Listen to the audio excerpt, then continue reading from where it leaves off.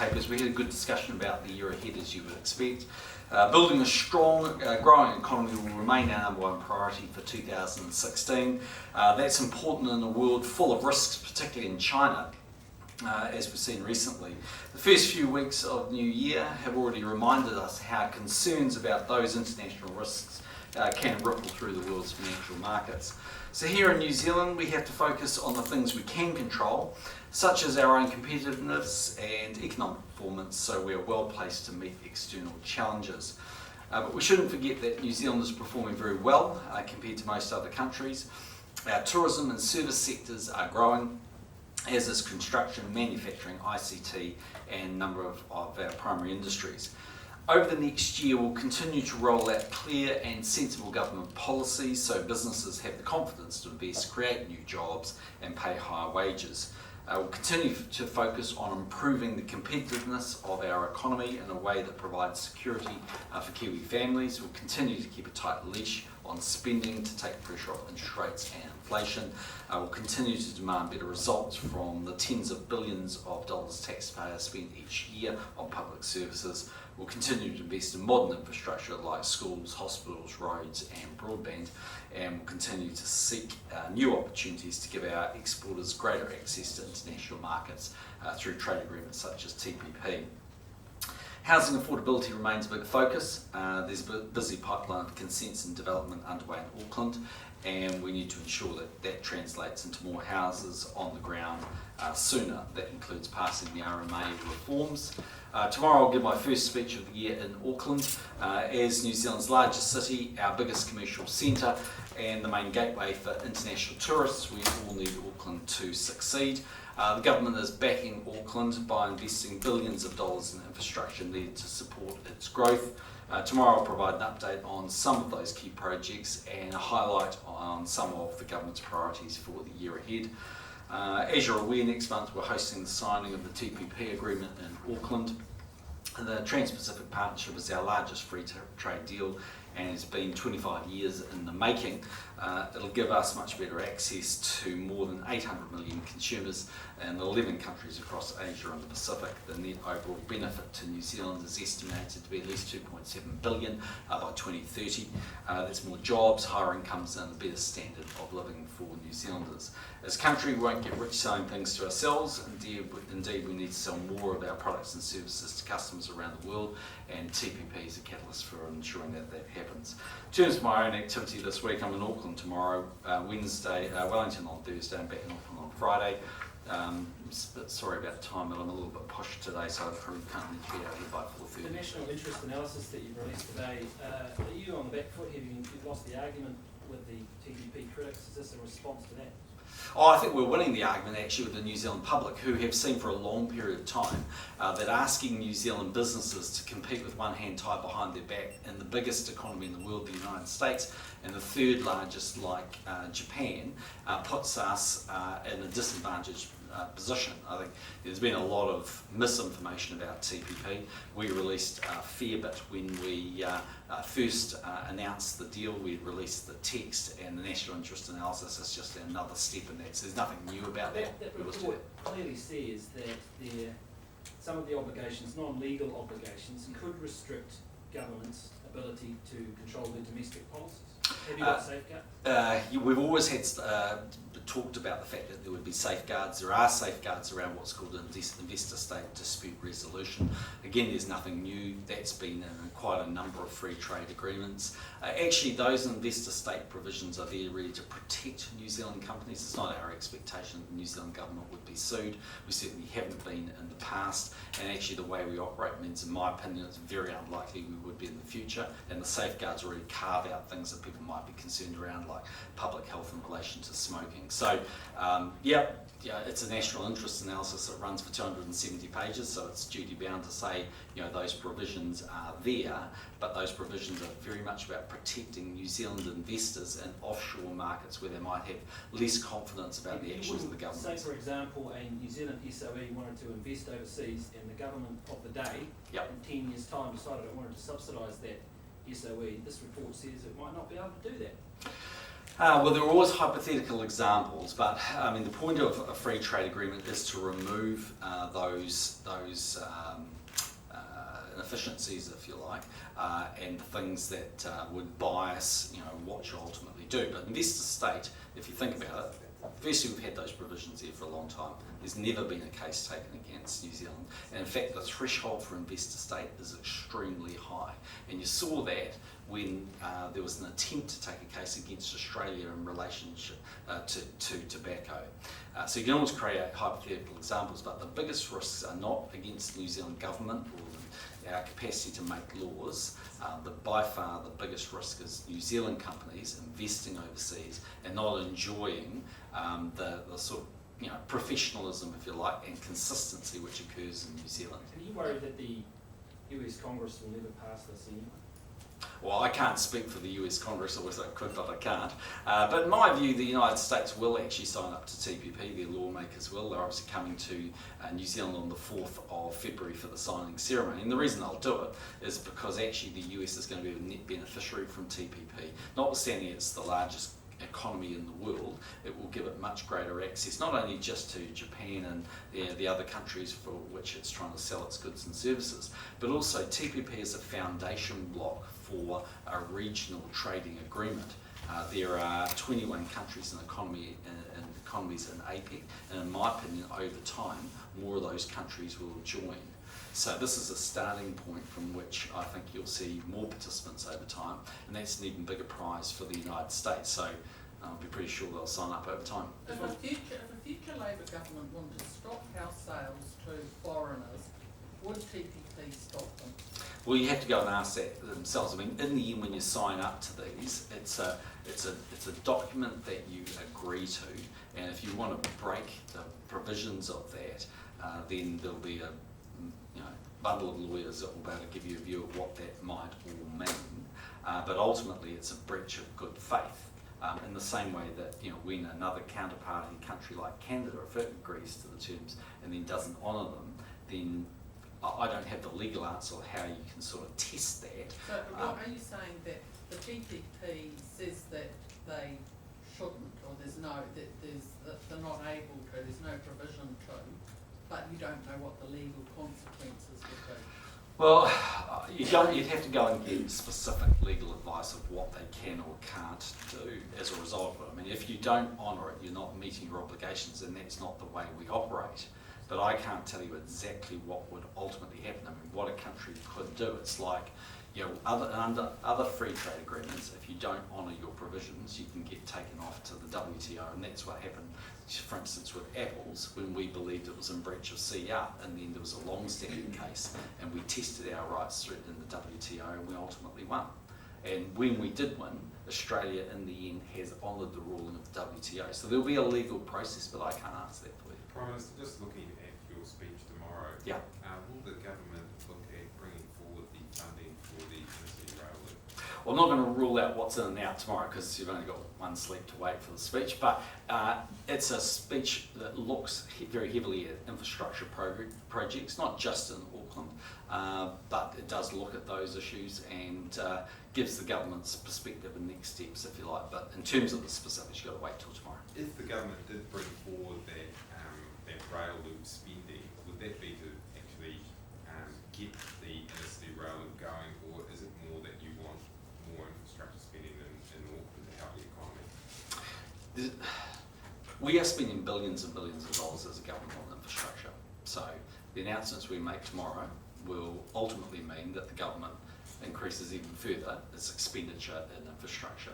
We're doing that because that infrastructure underpins the efficiency and competitiveness of our economy. We're not doing it because we think we need to stimulate the economy per se.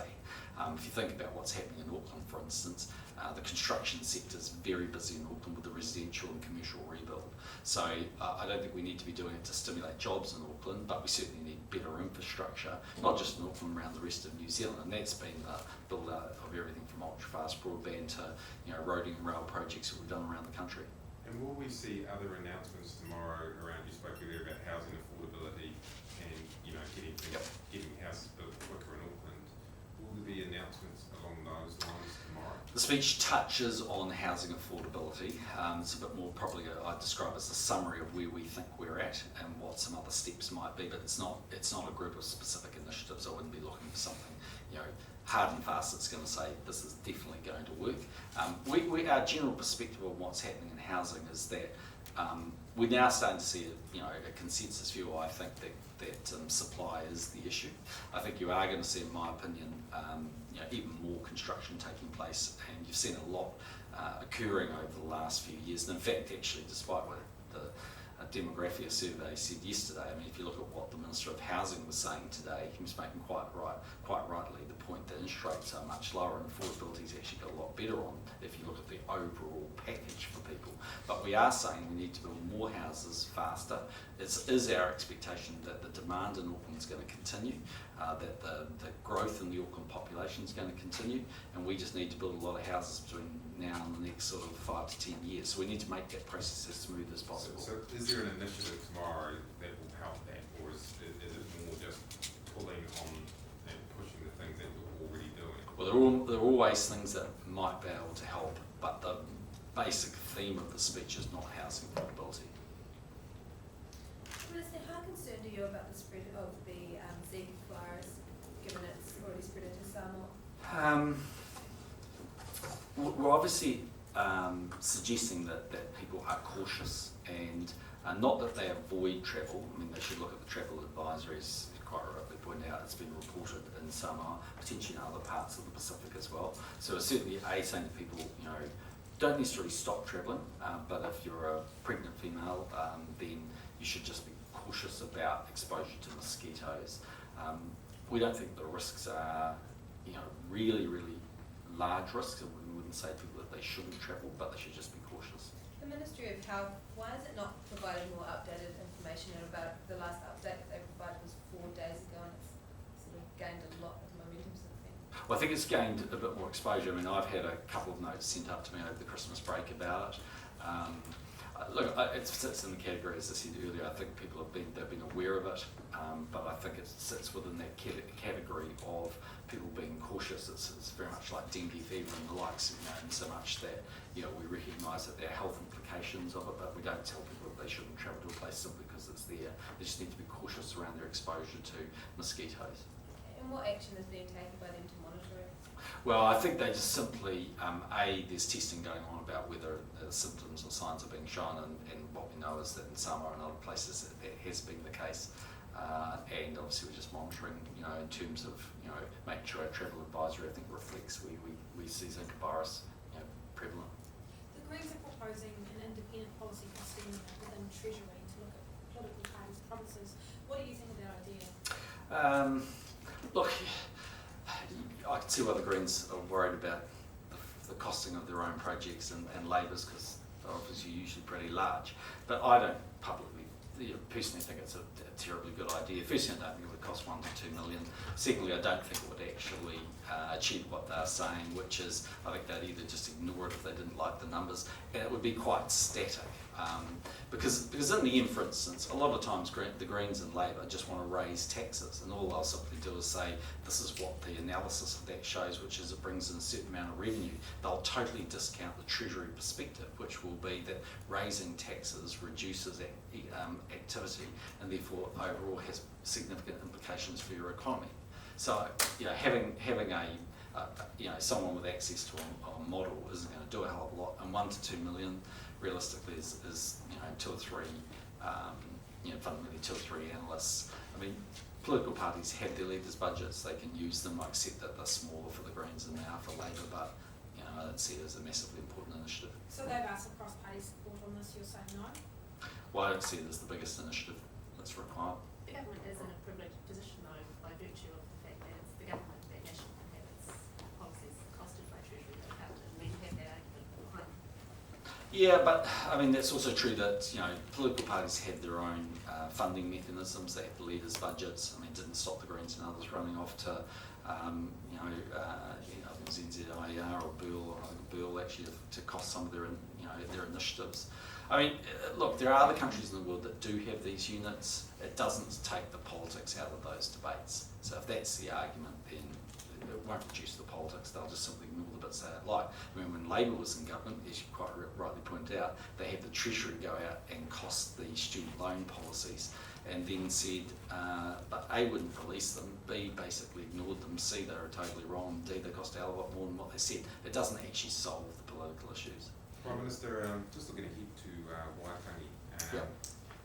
and now Hui Wai, sort of Hui has been called for February the 2nd, you know, Kingi Taurua and Te Whakawera, to decide whether or not you'll be allowed onto the lower marae. Right. You know, will you, are you expecting to be blocked from that marae? Will you try and, get your people to talk to their people about whether you're going to be allowed on or not, or are you just intending to go? Well, I'm intending to go, unless they don't want me to go. So, in the end, I'm not going to gate crash the lower marae. But every year, there's always been a call for me not to be able to go, or some sort of protest. I mean, whether it was the mixed ownership model, whether it was mining, there's been a series of different issues about which, Kingi and others have had a view. But I turned up to Waitangi because I made that commitment when I was leader of the opposition that I would go there and engage in debate. Now, if they want to have a debate about TPP, I'm more than happy to do that, and actually I'd really actively encourage them to listen, because actually we can probably allay them of a great many fears they've got, but I'm not going to gate crash the place. In the end, if the governing body of the marae say they don't want me there, then I won't be there. But that's, I think, a much broader issue than just one person expressing a personal view. Are you worried about a large protest when the trade ministers come to Auckland? Are you worried about the size and how it might turn out? Well, I think there will be a protest, but there's been a group of people that are just opposed to TPP long before they saw the text, long before they saw national interest analysis. They're just fundamentally opposed. But these people are opposed to free trade deals. But I don't see any protests in New Zealand to rip up any free trade deal that we've signed. Why? Because they're in New Zealand's interest to do this. This is a free trade deal that gives us access to 800 million middle income consumers. Its economic benefits are about 2.5 times the size of the China FTA. Successive governments have been trying to conclude this deal, and actually it's great for New Zealand. And as I said at Ratna earlier in the week, I mean, if we don't sell our products to those consumers, then Australia will fill the gap for us, because they sell many of the products that are at the heart of TPP, including our agricultural ones. So it's inconceivable that New Zealand would not be part of TPP, and that's why Andrew Little can't answer the most basic question he gets asked, like, will you support it or won't you? I mean, he was floundering around on radio in New Zealand this morning like it was the first time someone had ever asked it. It's not a very hard question. He went to Ratna and bagged TPP. If he really believes what he said, he should have had the courage of his convictions to say he's not going to support it. Are you putting any extra security provisions in place for Waitangi because of concerns about TPP protests? I never talk about my security, but my people always look at it and deal with the appropriate issues. But the fact that there could be a protest at the Lower Marae in Waitangi is not breaking news. Every single year I've been there, there have been protests from people shouting me down, yelling and screaming, jostling, throwing things at me. You've been alongside me most of the way, witnessing it. It's just going to be another day at Waitangi in the Lower Marae. It won't be any different this year to previous years. The topical change, the animosity from a certain group of protesters will not. Do you not think it's legitimate for Labour and New Zealand First to oppose the sovereignty issues of the TPP but support the lowering the tariffs? Well, if that's the case, why did they have investor-state dispute in the China FTA? Why is it okay in the China FTA but not okay in TPP? I mean, they know that there's nothing to fear here, and it's there for the protection of New Zealand companies investing abroad. There's never been a case taken against New Zealand, in my personal opinion, and there never will be one. But we have a very clean system of government. We have an independent judiciary, and we act in a transparent way. Without those provisions, there are potentially some risks for our people. But that's the simple point, isn't it? If it's good enough for the China FTA, then surely it must be good enough for one with the United States of America. Just quickly on the flag, you've got the Pau Lockwood on your lapel there. Is I there do. any chance we could see it behind you there or at the front of Parliament, anywhere around here before the referendum? I don't know, actually. I haven't sort of considered those points. I'd like to see it flying, only simply because I think we're going to go through the referendum process now between the 4th and 24th of March. I think it's one of those things where people get to see it a bit more. The familiarity helps them, I think, solidify their view about whether they want to change or not. So it's a good thing for people to see it, but in the end, we'll see how it goes. Is there any rules in place to say that you can or can't? Well, I don't know. Yeah, I think I'd have to get advice from the Cabinet Office on that. Australians seem to be pushing for free hollows in New Zealand to be on their $5 ban. Yeah, I saw that. Yeah. Do you have any issue with that? Well, I can give them a long list of New Zealanders that should be on Australian notes because they're great Australasians, but he's not an Aussie, he's a Kiwi. Well, Minister, what did you make of the mass executions carried out by Saudi Arabia at the start of the night? We were deeply concerned by that. Firstly, because we don't support the death penalty under any circumstances. Secondly, because we think it heightened the tensions in the region, particularly with Iran. Will the government still go ahead with its plan to gift a multi-million-dollar abattoir to the Saudi government this year, given its executions? We don't have any plans to change what we're doing in the area. It's not to the Saudi government per se, of course. So it's an investor, and it's the establishment of a agricultural hub in Saudi Arabia, because we do believe that has benefits for the wider agricultural sector, but it's not specifically the Saudi government per se. Yeah. Will the MFAT papers say that Saudi Arabia owns all the government basically controls all the abattoirs, so it will be gifted to the Saudi Well, I have to go and check all the details of my understanding. It's been established actually on the farm that Al Khalif owns, but I'll have to go and check that.